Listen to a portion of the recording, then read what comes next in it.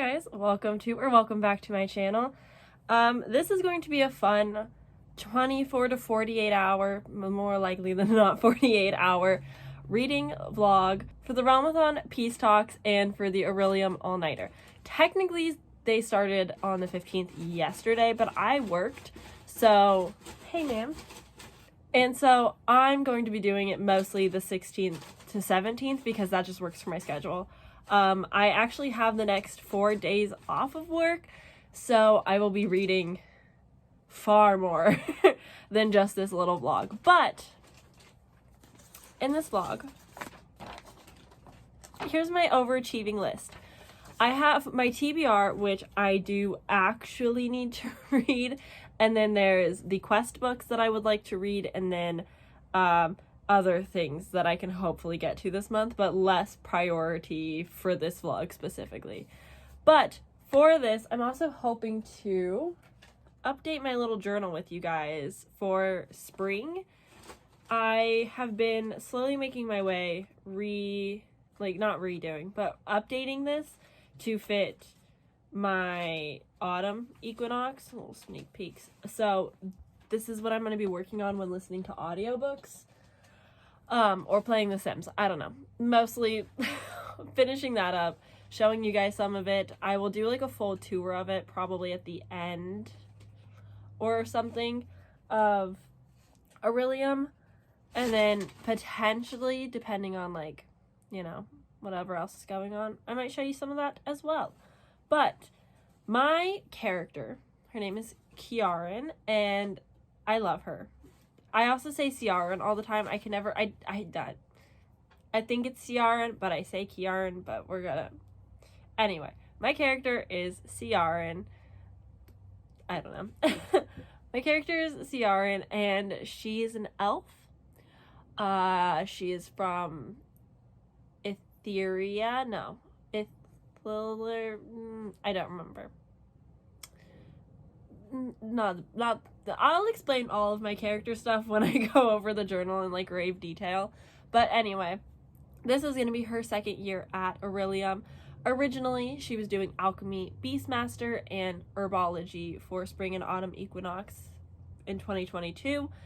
My character flunked out of alchemy, wasn't really interested in it, didn't like the other people in alchemy, so went against it and is focused on herbology and beastmaster, but through people that they've met, through professors, through everything that's just happened in the past year with my character. And I've decided that I'm going to dabble in other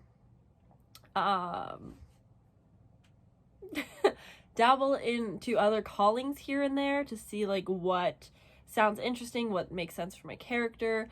Beastmaster, because my character is originally created off of a World of Warcraft character that I had who was a hunter.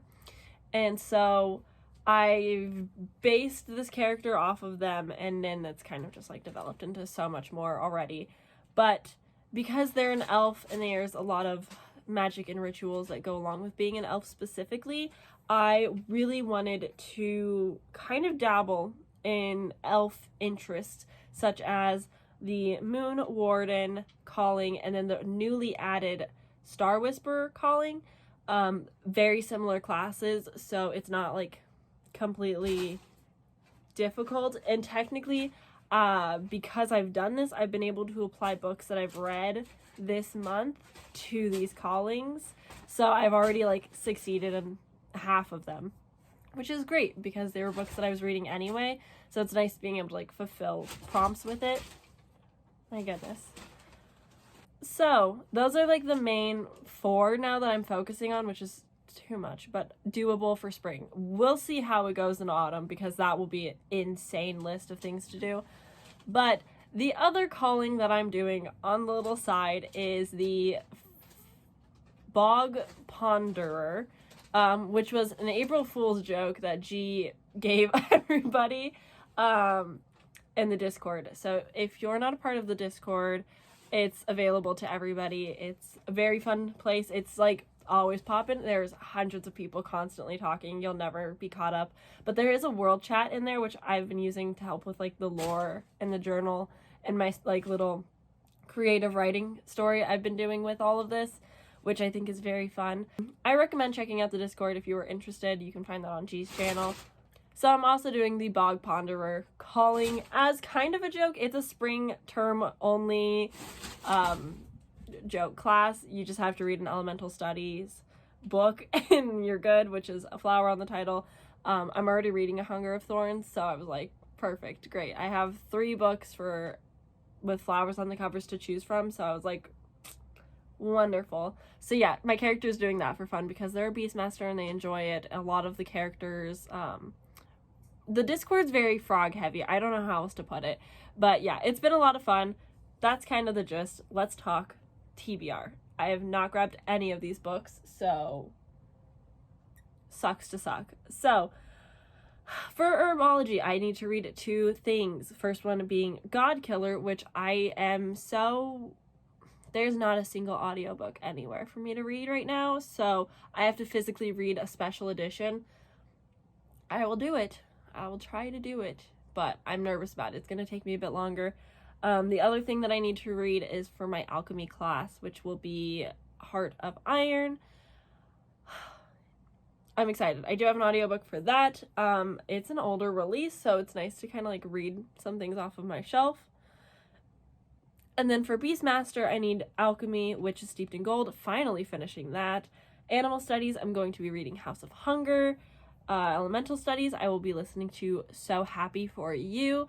If you hear me say For Your Own Good, I'm so sorry. I don't know what it is. Something about For Your Own Good, which I read in 2021. It's a thriller. It has no adjacent themes whatsoever for So Happy For You.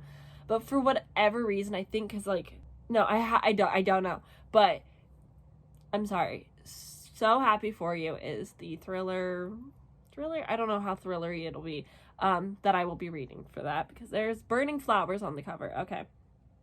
For lore, I will be reading The Adventures of Amina al-Sarafi, which I'm very excited about. And for restoration, I will be reading Home Before Dark. As I mentioned, elemental studies for the Bog Ponderer, I'll be reading Hunger of Thorns. For the Moon Warden, I have 2 classes left, which would be elemental studies. I need to finish the last tale of the Flower Bride because I love to start books and I don't like to finish them. In restoration, I will be reading One by One by Ruth Ware, which, disclaimer, I'm choosing One by One for the restoration prompt, which is to like blindly pick because my pet blindly picked. Like my animals don't have any say, but I thought that was fun and it's my rules, so whatever. And for Star Whisperer, I need to read 2 more things. One I haven't picked a book for yet, and the other one being Drowned Country for the inscription class. I have to read Silver in the Wood later, so that won't probably happen in this video because that's going to be a quest thing, and that's the first book in this duology. I likely won't be getting to the quest stuff, but I have completed the first 2 steps of the quest already, and kind of have like started going through the process. So the next book that I need to read for the quest is The Secret History. I don't know when I'm going to get to that. Hopefully soon because my library hold is due in like 3 days. So yeah, that's kind of that on that. My Art of Illusion book is going to be picked based off like what I'm wearing. I do plan to wear the sweatshirt the whole time. I love this sweatshirt with my entire chest. Like this is my favorite article of clothing. I'm being entirely honest. Like I live in this thing. It's oversized. It's so comfortable. I got it from Redbubble. G put all of these up. Please though, if you're going to be buying orilium gear and fandom based stuff, please actually buy it from G's shop and not the phony fake people that have stolen the images and put it on their own stuff. Please actually get it from G's. I will leave the link to her Redbubble in the description in case you wanted to buy anything. But truly, I love this sweatshirt. It's so comfy, so cozy. Nobody in my real life has asked me what Aurelia means, so it's been a great time. I can just like rep something and nobody gives a fuck. So, hi, long-winded introduction. Thanks for hanging out with me. We're gonna get to reading now. It's gonna be crazy. I also have a lot of things that, again, I don't have like a concrete plan going into this reading vlog of like what all I'm intending to read and like seriously figured it out. But I do know, whilst working on art stuff, audiobooks are so much easier. It's the way to go, but also I do want to be physically reading.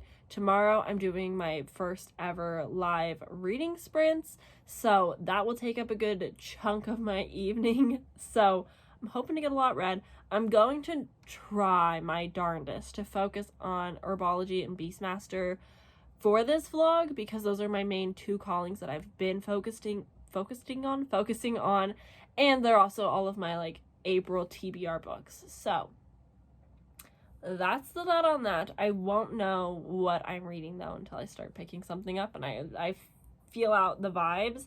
I feel like starting with something on the shorter side would be great, and I have about 2, maybe 3 options for that. So it kind of just depends on what my plan is and where I want to sit. So that's the introduction. I will see you guys when I start reading the first book of this readathon. Oh, and side note, yes, I did hang out in G's live stream.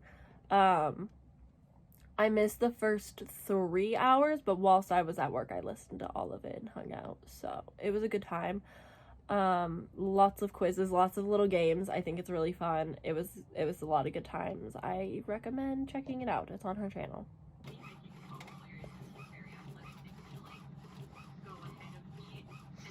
Hello, we're back in the same spot. I haven't actually moved, but I have printed some things off of Pinterest and books, and then like the orilium G Drive graphics that I've made, you know, the whole lot. So making progress there. But I did start So Happy For You by Celia Lasky. I am now 22% into this. I'm listening to it at 2 times speed, like I do all of my audiobooks, which pro tip pro tip to the readers out there who don't read a lot: audiobooks start out at 1.2 times speed. The more you listen to them, I swear the skill of listening gets 3,000 times better, because I used to be a 1.2 times speed only type of reader. And the more often I was listening to audiobooks, the more I was like, oh, I can speed this up. I can't read at a 2 times pace unless I'm listening to an audiobook, but my eyes can't comprehend words that fast. But when I listen to an audiobook, my brain catches all the words. And even if I like zone out for a little bit and come back, you don't normally miss a lot. Easy to rewind if you do. But that's my pro tip of listening to more books or reading more books is 2 times speed. 1.8 times speed, you can go to like an audio book speed calculator. I utilize that daily. I swear, daily. And it tells you how fast you can listen to a book at whatever speed you do, and then you feel like more accomplished because you're like, yeah, I just finished that 7-hour audiobook in 3.5 hours. I'm so cool. So it helps boost your ego. But anyway, I've started So Happy For You. I was about to say For Your Own Good. And I'm 22% in. Basically, we're establishing our main character. We're establishing the friendship. It starts out right off the bat. This is the story of how someone died at my best friend's wedding, or how one of us killed each other, or whatever it was. And then it's like, but before I tell you that story, we have to go back and explain the origin story of our friendship, and how like the woman that's getting married is straight cis, marrying a white man who has like a weird social media app, and grew up very religious but very sheltered, and had like a rebellion phase. And so she was like I wasn't raised religious, I'm a gay woman, have a partner, Amy, of 9 years, and my best friend is like my polar opposite, and she's getting married, and now I'm going to be her maid of honor. And so like that's kind of your setup. And now since that setup, we're getting to know our main character more, and her family dynamic, her work dynamic. And I do relate to her. Going into this, the reason I was so interested but worried about reading it is because I know I'm going to see myself a lot in the main character and I learned this from Katie Coulson when she read it, but she kind of felt the same and understood, and I understood, and it was like, oh goodness, a moment. But basically, our main character is very feminist and has the leftist views of the liberal politics, definitely leaning towards that, which I am too. I get it. And so when having to debate politics or argue about politics or talk to people about politics that like you don't like are opposite, it feels like a personal attack because you relate, like your opinion of something and your belief of something is a part of your identity. It's part of who you are. So it feels like an attack sometimes when someone disagrees with you. So you feel like you have to argue, and then it makes you feel bad and you don't feel good, and it's like devastating. I really like that conversation. I really relate to that conversation. I don't think this book is going to give me a solution to that though. I think that's something I have to go to therapy for. But that is a conversation and a topic that I do enjoy and relate to. I'm not gay. Sexuality, who knows? But I can't relate to that aspect, but I can relate to basically everything else pretty similarly, samey. So I get it. And it's a journey. But also 22%, and I don't know how like thrillery this is going to get. It's classified as like a contemporary thriller in the LGBT genre, which I think is not really a genre, but it's fine. I don't know how thrillery, oh my gosh, this is going to be getting by the end. I don't know what to expect. I just don't know. But we will see. It's interesting. I'm excited for some death. I don't know. I'm enjoying it so far, but like it's a very mid 3-star book at this point. So that's my update. Okay. Hello. So I finished So Happy for You. It's definitely more of a contemporary story with a bit of a thrilling end, but it's nothing wild in terms of thriller. Like, there's a thrilling ending, which, as you know, incredibly early on, it's one of them trying to kill each other. And so that's where you get the thriller vibes, if you will, but it's nothing too crazy. I would definitely say that this is more on the contemporary, has more societal constructs, you know, when you have like conversations about social stuff. I can't think of the term. Social commentary, there we go. It has a lot more social commentary, so it's more literary with a bit of a thrill. But I wouldn't say that it's like full thriller. As someone who reads a good amount of thrillers, it just didn't quite give me those same vibes, but I can understand, like, once the puzzle pieces start coming together and once you get in like the thick of the story, you're like, oh yeah, this is messed up and weird, but I genuinely wouldn't put it past somebody. So yeah, and put it past someone isn't like I'm not excusing trying to murder your best friend, but yeah, it was interesting. It was a 3-star just overall. It wasn't anything too insane. I didn't feel beyond closer to the main character than like that initial couple first chapters, because as much as I relate to the character, I also differentiate a lot from the character, and so it was hard to like listen to the actions of these two characters throughout the book, because I genuinely couldn't stand both of them. They were both incredibly annoying in their own special ways, so often, all the time, and it's like, why do you feel the need to be this awful? So yeah, I did read it. I finished it though. It was an incredibly fast read. If you're interested in like wedding thrillers that are a bit more commentary, you're kind of like get to know the thought process behind people's motives, I think it's a good story. I think it's well written. Again, the social commentary of it is good. it just didn't like wow me or knock my socks off. You definitely get like the villain monologue at the end in like a different quirky way, but overall I thought it was just like fine. It was good. It was a good time. It was very quick. So yes, that is that. It's 2:30. I stayed in bed most of the morning because I was actually reading another book for this video, which was A Hunger of Thorns. This is a NetGalley arc that I've been slowly chipping away at, and honestly, I have a lot of thoughts, but because this is a, I think, debut, but it's the first book in what's going to be a trilogy, apparently. I don't want to spoil things or talk too much about it because it is released on tomorrow, which is the 18th of April. So there is that, which is fun and exciting. But I would say that the first 4 chapters were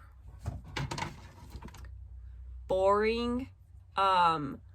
It was a lot of like having to get used to this writing style, and it's just very scattered and all over the place. There's kind of just a lot going on. Yeah, but chapters 4 to 6 have been incredible. I'm on chapter 7 now, and holy cow, it was so good. I was absolutely loving it. This is dark fairy tale vibes, very whimsical, lyrical kind of writing, but sometimes to a fault. And because I'm reading an arc from NetGalley, there's a few spelling errors and typos here and there, which I'm able to easily look past. But some of the sentence, I'm just like, this is a little weird, but the rest of it seems fine. I'm a little bit confused because my NetGalley copy is 283 pages, but the editions on Goodreads are like 423 pages. So I don't know if I'm going to be missing some of the story and whatnot, and so that's going to be hard to give like a proper review if that is the case. But I've now made it, I'm on page 80 something, and like I mentioned, I liked the chapters that I was recently reading that were very like dark fairy tale. The vibes there were immaculate. What is this about, you're asking? This is about our main character, Maud,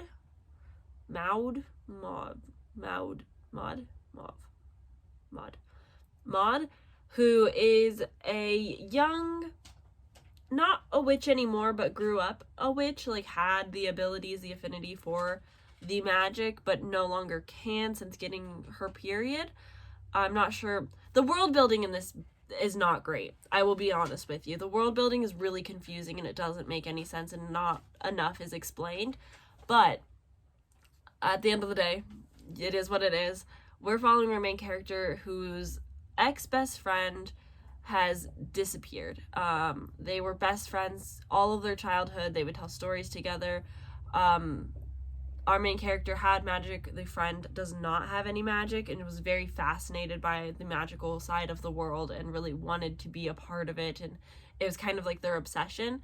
And they haven't spoken in the last 4 years with each other until one day, Odette, the best friend, shows up on Maud's doorstep and is like, "Hey, you know that vial of pure magic that you have? Can I have that?"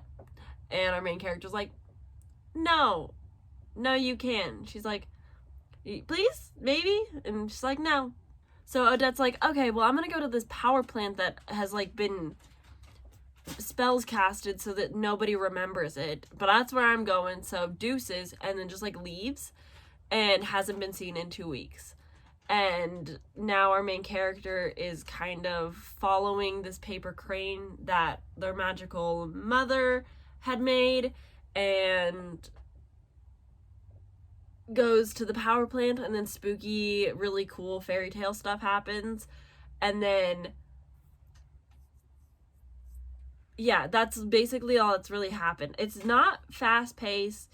I don't understand the prejudice to people with red hair in this world. It doesn't make any sense, but apparently if you have red hair, you are immune to magic, therefore you can't use the magic that's for sale, that's like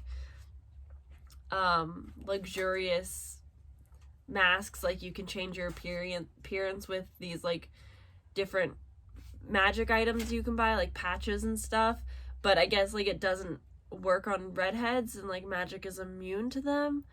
I don't get it. It hasn't been explained, but this guy who has red hair that's like kind of her friend but not really, kind of just pops up to like give her plot developing points, and like says a few things, and then like is unexplained and gone again, and I just like don't really get it. It's been a moment. I don't know how I feel about this one right now. I'm gonna keep reading it today, but I'm currently just like not loving it, but I'm hoping that these last 200 pages will go by fast. That's the hopes. We will see. But besides that, I'm going to start my next audiobook, and I'm thinking of starting Heart of Iron. So I'm hoping to pick up the audiobook now for Heart of Iron. This is an old Owl Crate edition from whenever this came out. Outcast, rogue, orphan, rebel. 17-year-old Anna is a scoundrel by nature and an outlaw by nature. Found as a child drifting through space with a sentient android called DO9, Anna was saved by a fearsome space captain and the grizzled crew she now calls family. But DO9, one of the last remaining illegal metals, has been glitching, and Anna will stop at nothing to find a way to fix him. Anna's desperate effort to save DO9 leads her on a quest to steal the coordinates to a lost ship that could offer all the answers. But at the last moment, a spoiled Iron Blood boy beats Anna to her prize. He has his own reasons for taking the coordinates and doesn't care what he'll sacrifice to keep them. And when everything goes wrong, she and the Iron Blood end up as fugitives on the run. Now their entire kingdom is after them and the coordinates, and everyone wants them captured alive. What they find in a lost corner of the universe will change their lives and unearth dangerous secrets. But when a darkness from Anna's past returns, she must face an impossible choice. Does she protect a kingdom that wants her dead, or save the metal boy she loves? Way to tell me that they love each other already. So yeah, this is, I think, the book that I will be picking up audibly. It's not one that I'm like super interested in, but it's for the alchemy class, so it is a necessary read nonetheless. I'm not super excited to pick this one up, but it's been on my TBR for like 5 maybe plus years, so it's good to just get things read and off my shelf, and then I can decide if I want to keep it or not after that. But that's what's going on. Live shows are going to start in about an hour and a half, so I have to get ready for that as well. And yeah, that's kind of what's going on with me. We'll check in with you guys a bit later, probably once I get maybe a quarter into this or so, and then we can discuss further. Hi. Oh my god, I'm on like a high right now. So we wrapped up the reading sprints on Natalie's channel about an hour ago probably. They were so much fun. Everyone was super nice. It was great meeting all of them and chatting and reading with them. There's something about being in the sprint that makes you 7,000 times more productive than just like being in the chat of sprints.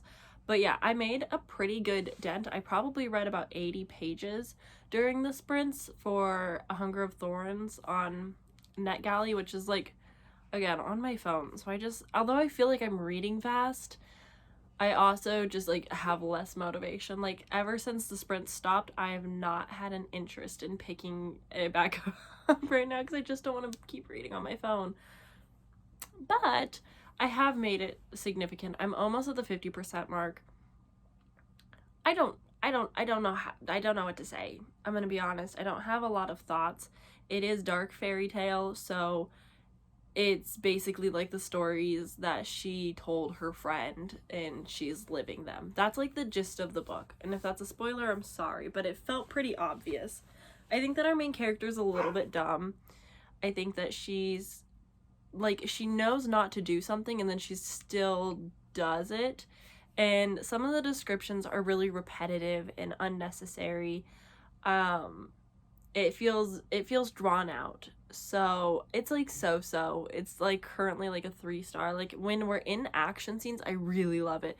But once the action scene ends and like we're continuing the plot, I get a little bored, and it kind of just like falls into like talking about way too many plants, and just feels a little bit all over the place. It's a little bit hard to like imagine what all is really happening.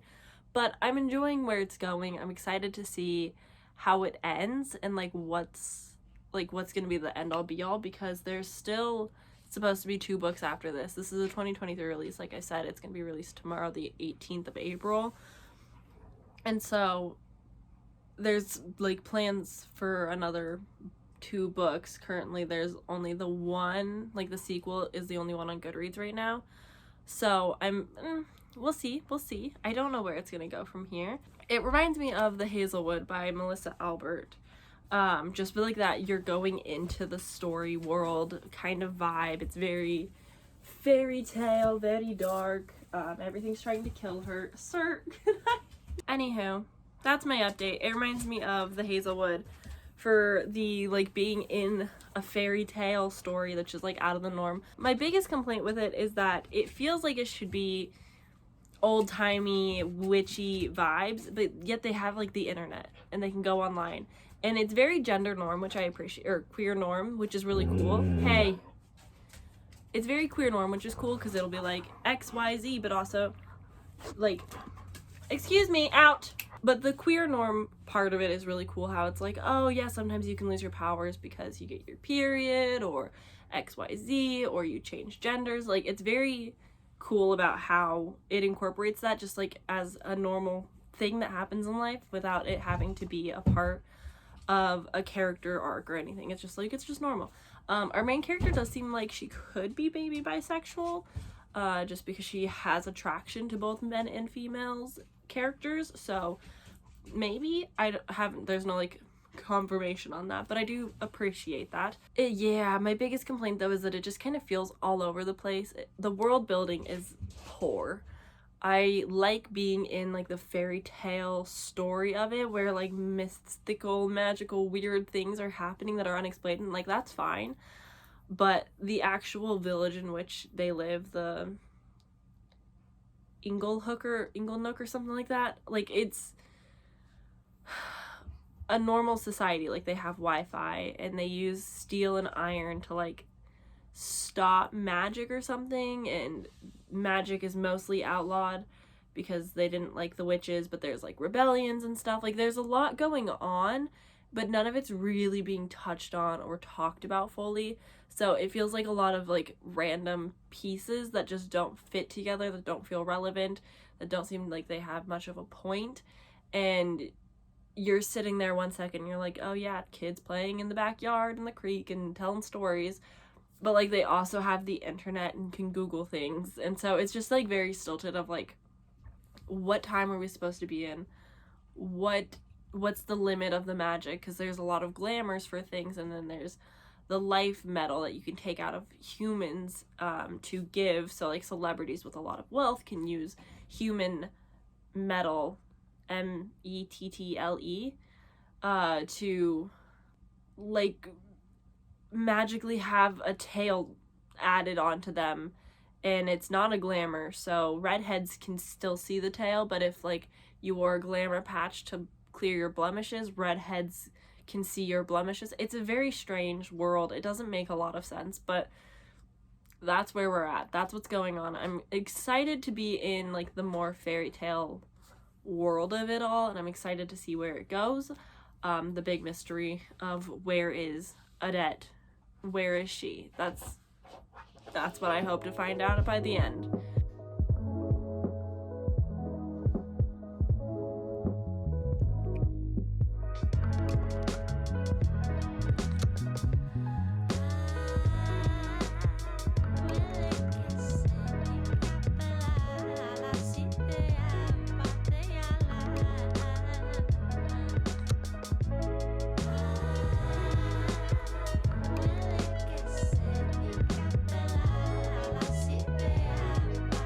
Hello.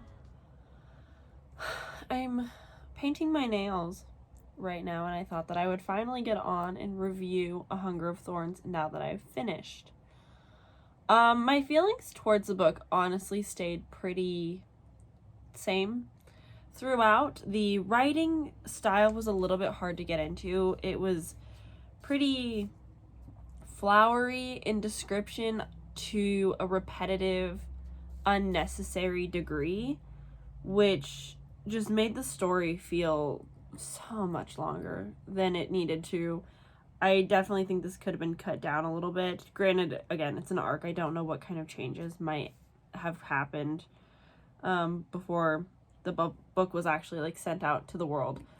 But I really loved the action scenes. They had they had a really big impact on me because I enjoyed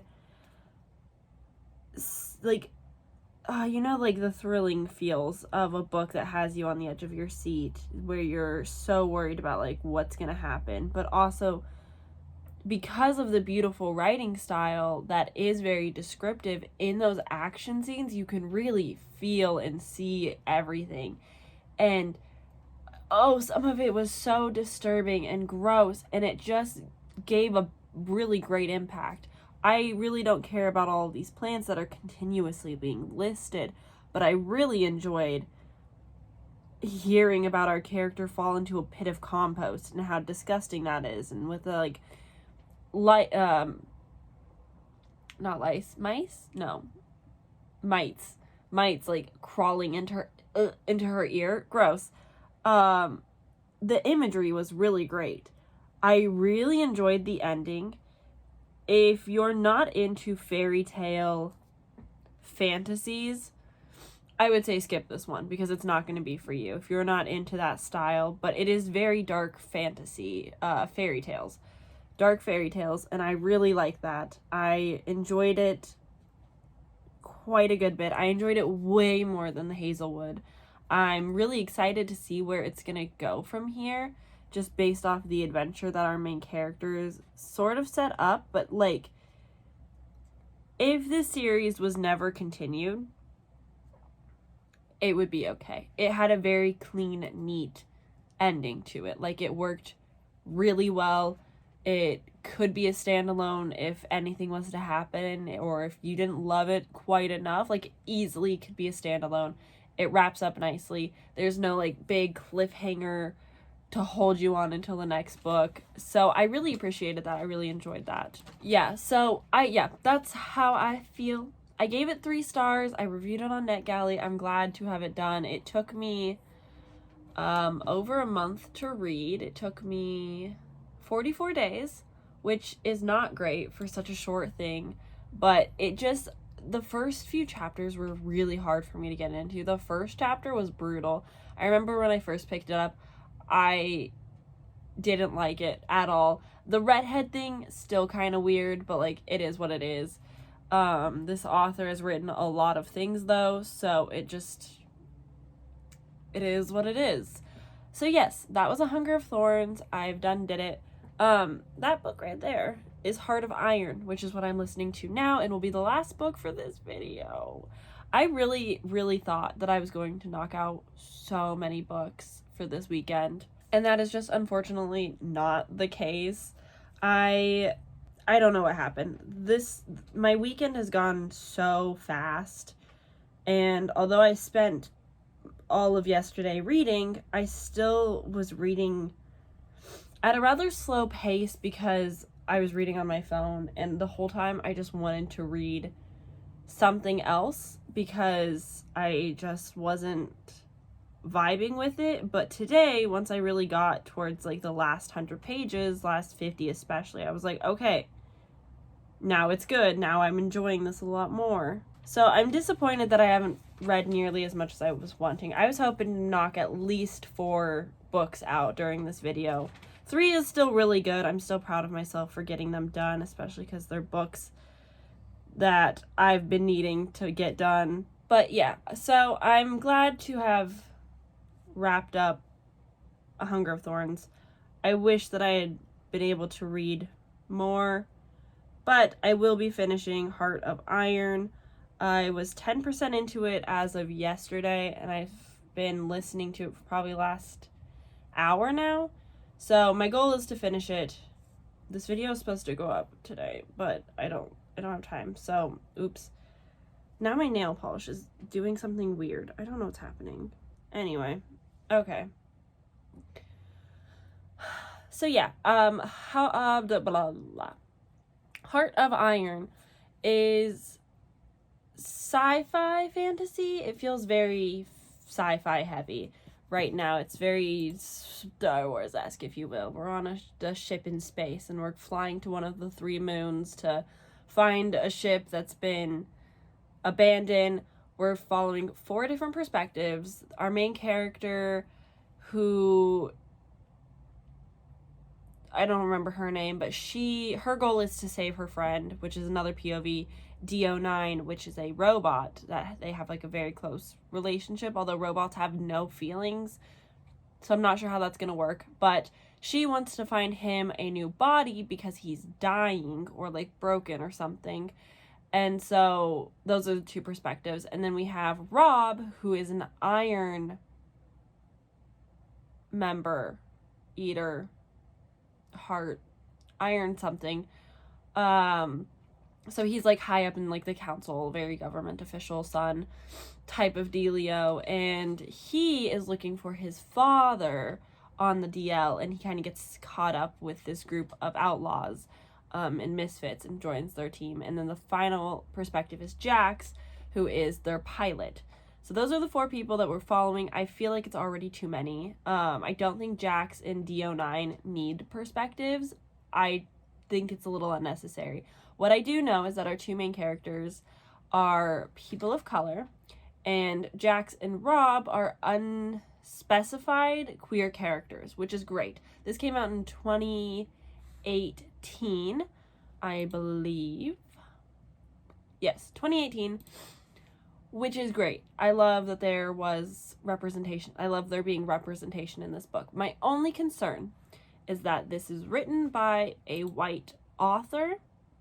And so, depending on your feelings, I literally am not really able to speak upon it. It just depends on how people feel, and it vastly differs amongst everybody. But a white author is writing the perspectives of people of color, specifically I believe they are all Black, so there is that happening. But it doesn't seem like there's racism in this world. It doesn't seem like it's talking on like the trauma and the oppression of being Black. So it really just depends on how you feel and your viewpoint. As a white person, I don't really have a lot of opinion on that because I can't speak on behalf of another community, but just know that is a thing. So far, it doesn't seem like it's an issue. It seems like it's just a fact that these people are Black, and like, that's that. It's not let's talk about how they're oppressed in contemporary social society construct conversations, yada yada. So that is something to note, though. So far it seems like it's okay, though. I will, of course, update you if I feel uncomfortable by it, but for now, it's fine. And again, a white person, I don't have the right to really speak on it. I'm just offering you this information. I know that there's going to be mentions of death, grief, and suicide in this at some point. So I've seen one review for this, and it mentioned that they were uncomfortable by the mention of a non-important character committing suicide that one of our characters had a potential relationship with. So again, once I get to that, I'll let you know if I feel anything, or if not, I will probably forget. But yes, that's kind of where we're at. They're currently just going to the moon. Not a whole lot has happened. I don't really care so much about these characters, but I will be continuing on. I'm glad to get this off my shelf. I've had it since 2018, so it'll be nice to say that I've read a book that's been on my TBR literally the longest. It's great.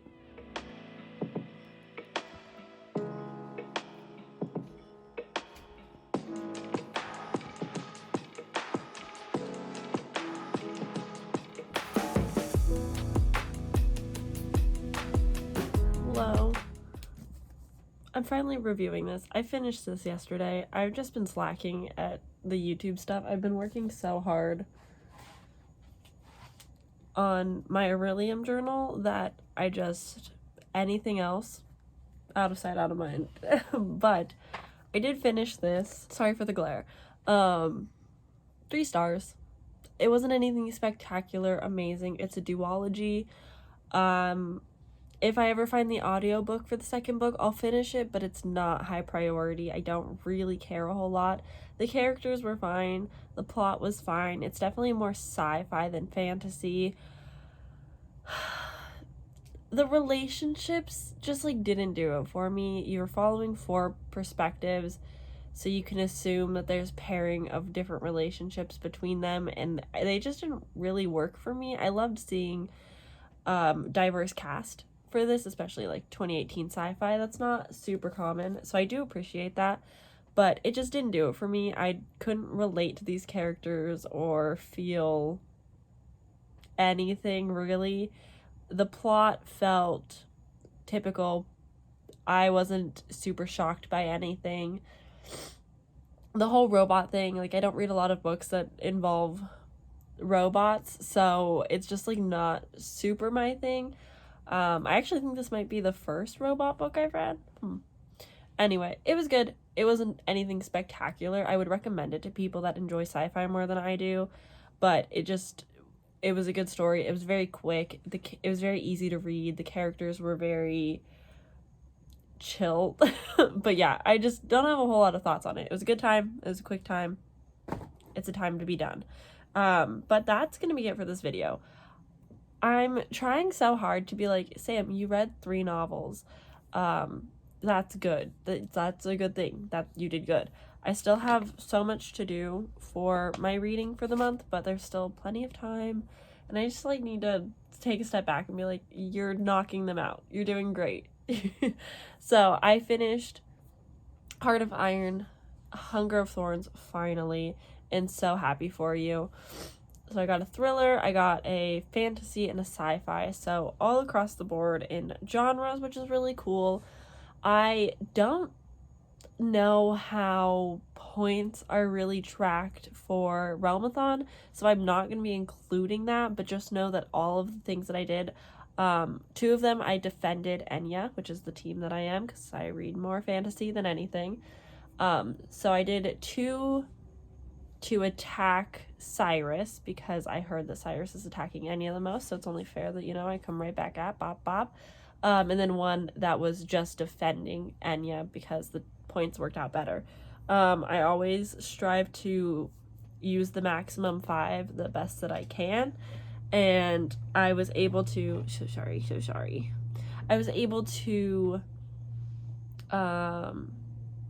count like team genre or hybrid genres, so that's some bonus points as well. I don't ever check indie publish because I just don't pay attention to which of the 5 publishers own what smaller publishing things, and it's just so complicated. So if it's not a self-publish, I don't count it because it just is a little bit easier.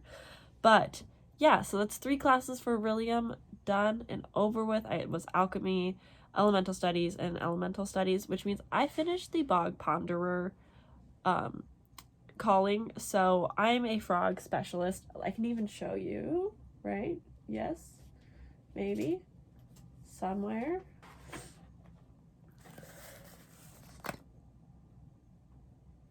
There's my little bog ponderer page for my froggies, as well as the elemental studies class. So that was really fun. I'm almost done with the spring equinox journal pages. I still have to go through and like add some notes, and then of course add the books that I've read for it, but besides that, it's almost there. And then of course I have to add all of the like quest stuff and everything. But yeah, I'm hoping to get that video, I'm hoping to finish the artsy parts of it so that I can get the video up at least by the end of the month, and then talk about my characters some more, which is really exciting. But that's gonna be it. I'm gonna stop talking and rambling. I'm gonna let you go. Have a nice day. Let me know if you participated in the 24-hour readathons for either of these or for both of them. I know a lot of people have been joining the orilium readathon for this term, which is really exciting. So if you want to chat more about it with me, I'm available. I'm having so much fun with it. I still have so many books to read. It's going to be a great time, but I will be continuing all of these reads in reading vlogs. So stay tuned, check out my channel if you're interested in any of them. And until then, I will see you guys in my next video. Bye!